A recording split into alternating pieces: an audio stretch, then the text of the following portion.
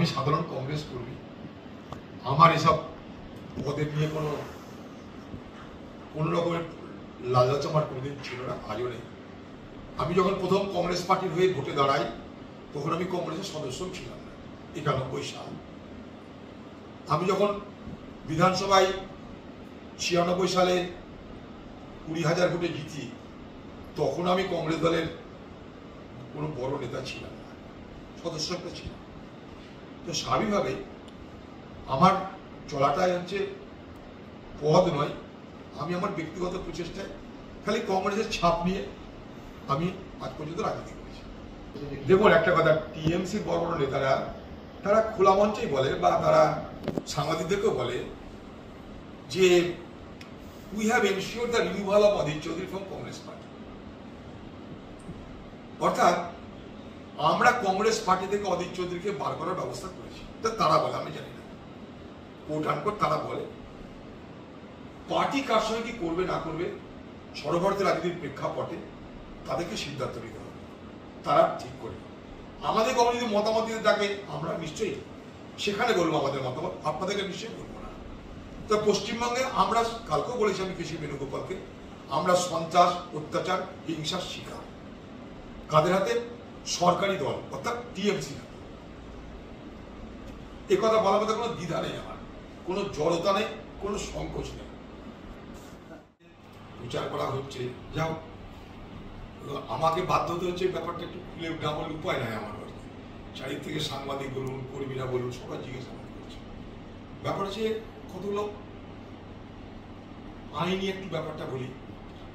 যখন মল্লিকার্জুন খাড়গে সাহেব ভারতবর্ষের কংগ্রেস পার্টি সভাপতি নির্বাচিত হলেন, কংগ্রেসের যে সংবিধান, সেই সংবিধান অনুযায়ী সেদিন থেকে সবকিছু অস্থায়ী হয়ে যায়।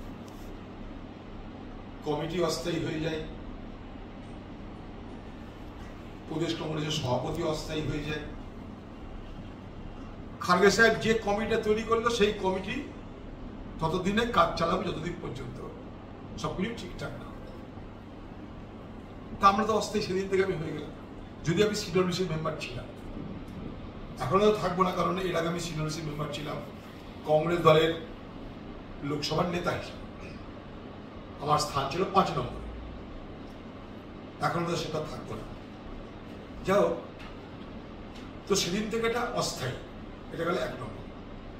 2 নম্বর, আপনারা জানেন যে নির্বাচন চলার সময় বা তার আগে পশ্চিমবঙ্গের জোট সংক্রান্ত বিষয়ে কংগ্রেস টিএমসি আলোচনা কি হবে না হবে।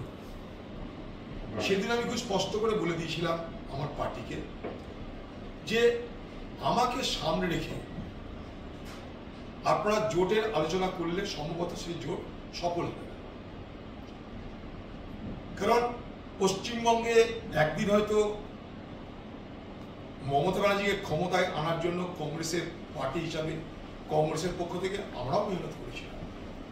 2009 সালের কথাই বলছি, মুর্শিদাবাদে প্রণববাবু দাঁড়িয়েছিল, তার প্রচারে মমতা ব্যানার্জি গেছিলেন, আমি একই স্টেজে ছিলাম। আবার আমাকে সৌগতবাবু ডেকেছিল প্রচারের জন্য, সেদিন আমি দমদম এলাকায় গেছিলাম। সবকিছু পাল্টে গেল 2011 সালে মমতা ব্যানার্জি ক্ষমতায় আসার পর। সেদিন থেকে যখন আমাদের পার্টির উপরে হামলা শুরু হলো, আমাদেরকে দুর্বল করে দেওয়ার চেষ্টা করা হলো, তছনছ করে দেওয়া হলো কংগ্রেস পার্টিকে, কংগ্রেসকে ভেঙে চুরে কংগ্রেসের এমএলএ, কংগ্রেসের জেলা পরিষদ, পঞ্চায়েত সব কেড়ে নেওয়ার মধ্যে দিয়ে লুটপাট চলল পশ্চিমবঙ্গে। তখন যেহেতু আমি কংগ্রেসের একজন কর্মী, দেখুন আমার রাজনীতি মূলত জেলা কেন্দ্রিক, তারপরে হতো রাজ্য কেন্দ্রিক। ঘটনাচক্রে পশ্চিম ভারতবর্ষের লোকসভায় আমাকে কংগ্রেস পার্টির সোনিয়া গান্ধী, রাহুল গান্ধী মনে করেছিল, তাই দায়িত্ব দিয়েছিল। কিন্তু মূলত আমরা জেলা কেন্দ্রিক অথবা রাজ্য কেন্দ্রিক। তো যখন একের পর এক আক্রমণ হতে আরম্ভ করলো আমাদের উপরে, তখন জেলা বাঁচাতে, পার্টি বাঁচাতে, কখনো রাজ্যকে বাঁচাতে, আমি তো সেটা বলেই দিয়েছিলাম। প্রথম কথা হচ্ছে যে খাড়গে সাহেব সভাপতি হওয়ার পর বাকি এমনি সব অস্থায়ী হয়ে যায়। তারপরে ভোটে খারাপ ফলের জন্য যেটা আপনি বলছেন সেটা সব সভাপতি বলে আমিও বলেছি।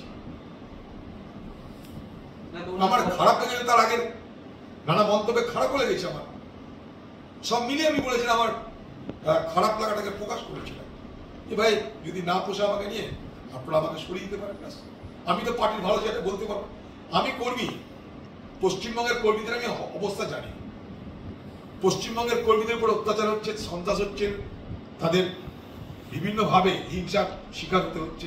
এটা বাংলার প্রত্যেকটা জেলার প্রত্যেকটা কংগ্রেস কর্মী তাদের তিক্ত অভিজ্ঞতা থেকে তারা সবাই জানে। তা আমি কর্মীদের বলতে হবে, কর্মীদের বলতে গেলে আমাকে তৃণমূলের বিরুদ্ধে বলতেই হবে। পশ্চিমবঙ্গে আমি রাজনীতি করতে গেলে তৃণমূলের বিরুদ্ধে বলতেই হবে। এখন সে বলার মধ্যে কি ভুল আমার জানা নেই।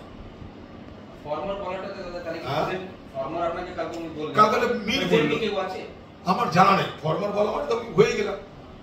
আমার মনে হয় পার্টি ঠিকঠাক করে গেছে, কালকে জাস্ট একটা র্যাটিফাই করানো আর কি, যে কাউকে কি চাওয়ানো যেন মতামত হয়তো পার্টি মনে হয় ঠিক করে গেছে।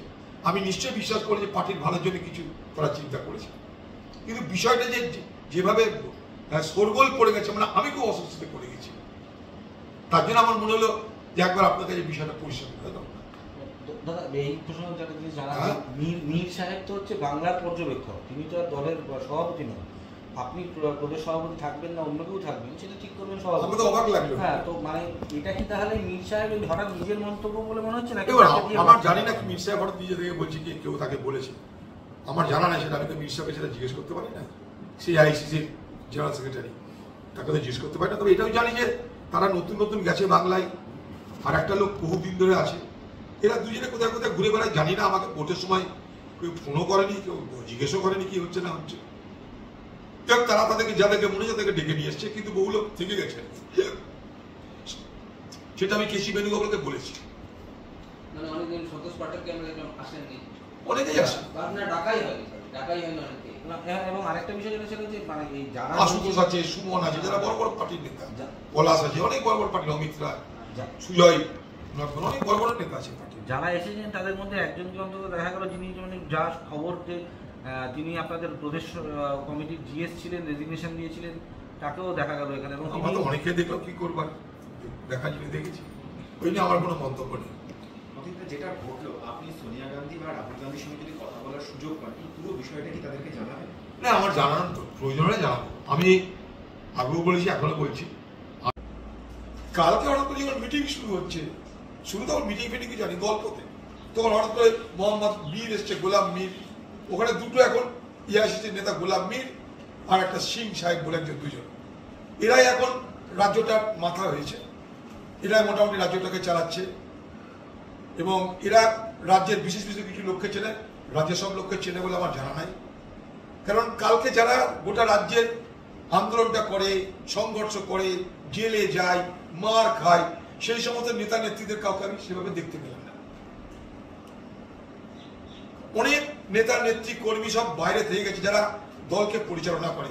যেমন মনে করুন মালদাতে আমাদের কর্মী খুন হচ্ছে, জলপাইগুড়িতে আমাদের কর্মীকে মেরে দেওয়া হচ্ছে। সেখানটায় কারা যাচ্ছে বলুন তো? আন্দোলনটা কারা করছে পশ্চিমবঙ্গে? সেই সমস্ত নেতাদেরকে কালকে সেভাবে আমি দেখলাম না। তার মানে এটা নয় যে যাদেরকে ডেকে যাদেরকে ডাকার অধিকার নেই, তা নয়, কিন্তু যাদেরকে এক্সপেক্ট করা হয়েছিল যে তাদেরকেও ডাকবে, সেটাকে দেখলাম না। বেণুগোপালকে আমি বললাম যে আরো পশ্চিমবঙ্গের নেতা নেত্রী আছে, তাদেরকে ডাকুন। কারণ আমি সভাপতি ছিলাম যখন, আমি বহু লোককে দেখেছি তারা সক্রিয়ভাবে পার্টিটা করেছে, পার্টিটাকে শক্তিশালী করেছে, তাদেরকেও আপনারা ডেকে আলোচনা করবেন। এবার কালকে যখন আলোচনা শুরু হওয়ার আগেই নিজেদের মধ্যে এমনি একটা আলোচনা গল্প হচ্ছে, তখন বেনু আসেওনি, বেনু ডাকেওনি। হঠাৎ করে এই গুলাম মিশে বলছে যে ফরমার কংগ্রেস প্রেসিডেন্ট আর ফরমার লোকসভার কংগ্রেস দলের নেতা, আরো বলছে হি হ্যাজ টেন্ডার্ড হিজ রেজিগনেশন। কিন্তু আমি তো রেজিগনেশন দিয়েছি খার্গে সাহেবকে, অ্যাকসেপ্ট করবে কি না করবে সেটা খার্গে সাহেবের প্রশ্ন নাম্বার ওয়ান। অ্যাকসেপ্ট করার পর আমাকে একটা ইন্টিমেশন করে জানানো দরকার, এটা কার্সির মধ্যে পড়ে, ভদ্রতার মধ্যে পড়ে, সেটা দুই। তিন, খার্গে সাহেব আমাকে বলেছিল যে তোমার সঙ্গে আলোচনায় বসবো, দিল্লি এসে আলোচনায় বসবো, আমি সেই জন্য অপেক্ষা করেছি। আমি তার মাঝখানে খার্গে সাহেবের সাথে দেখা হয়নি, কারণ পার্লামেন্ট চলছে। একদিন সোনিয়া গান্ধীর সঙ্গে দেখা পেয়েছিলাম, রাহুল গান্ধীর সঙ্গে অ্যাপয়েন্টমেন্ট চেয়েছি, এখন দেখা হয়নি, কারণ সবাই পার্লামেন্টে ব্যস্ত। এইরকম জায়গায় আমি দাঁড়িয়ে আছি, দাঁড়িয়ে কালকে আমি গেছি না গেছি। হঠাৎ করে এই কথা শুনে বুঝলাম যে আমাকে তাহলে বাদ দেওয়াই হয়েছে, না তো হঠাৎ করে ফরমার বানিয়ে দেবে কি করে। গল্পটা কিন্তু এই জায়গাটা, বিষয়টা এই জায়গাটায় কিন্তু এই জায়গাটা থেকে আপনারা যেভাবে খুশি ব্যাখ্যা করতে পারেন, আমি কিভাবে ব্যাখ্যা করবো? আর কারণ বিষয়টা ইনফরমালি হয়েছে সবকিছু। আমি নিশ্চয় বোঝাতে পারছি আপনাদেরকে। চোখে বাঁচাতে আমাকে লড়তে হয়েছে মমতা ব্যানার্জির বিরুদ্ধে। যে লড়াই একদিন করেছিলাম বামের বিরুদ্ধে, সেই লড়াই আমাকে করতে হলো মমতা ব্যানার্জির বিরুদ্ধে। না হলে আমাদের অস্তিত্বের প্রশ্ন, আমাদের টিকে থাকার প্রশ্ন চলছে।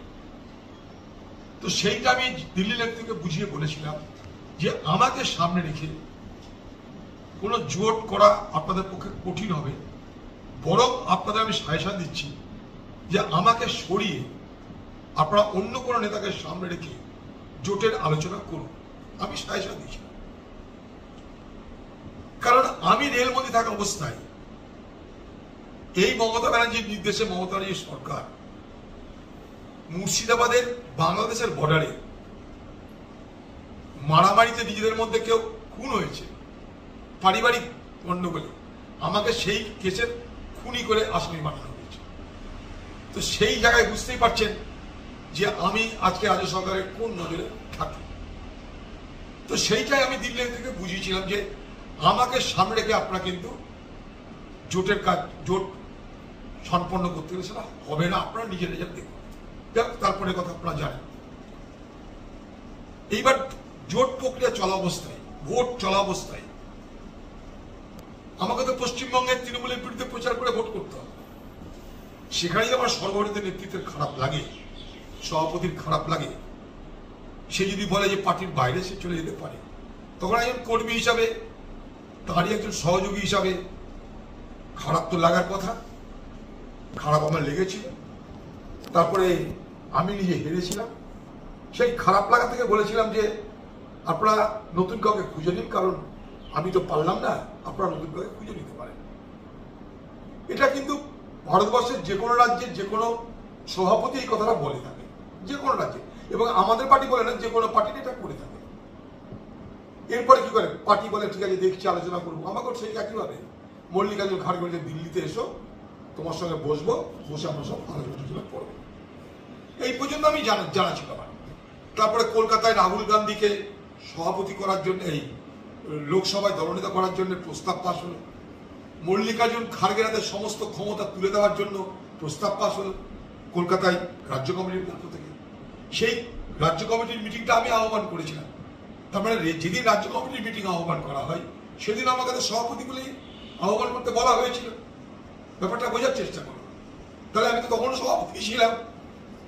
নাহলে আমাকে কেন বলবে যে রাখবে, সেখান থেকে একটা প্রস্তাব পাশ করো যে মল্লিকার্জুন খাড়গের হাতে ক্ষমতা তুলে দেওয়া হচ্ছে আর রাহুল গান্ধীকে লোকসভায় দলনেতা করার, বিরোধী দলনেতার প্রস্তাব রাখা হয়েছে। তো সেইটুকুই হয়েছে।